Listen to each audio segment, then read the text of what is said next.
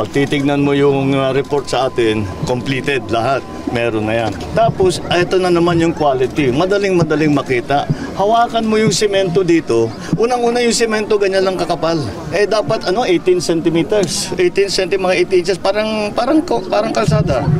Dapat ganyan kakapal. Ganyan lang ang nandyan. Pag subukan nyo mamaya, hawakan na nyo sa kamay, kayang durugin. Malabnaw yung semento na ginamit, nagtipid sa cement. Tapos, meron dapat desiltation, dredging, completed. Tignan naman ninyo, paano magiging completed niya? Tignan ninyo. May isla sa gitna. Tinutubuan na ng damo na napaka... Masukal na yan, yun. Ibig sabihin, matagal na silang hindi nagde-dredge. Although sa report namin, nagde-dredge sila. Ayan na naman.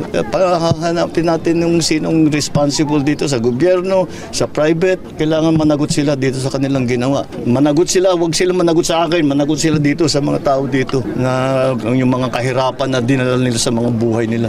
St. Timothy, ang kontratista dito. Kaya kailangan nila sagutin kung bakit ganito.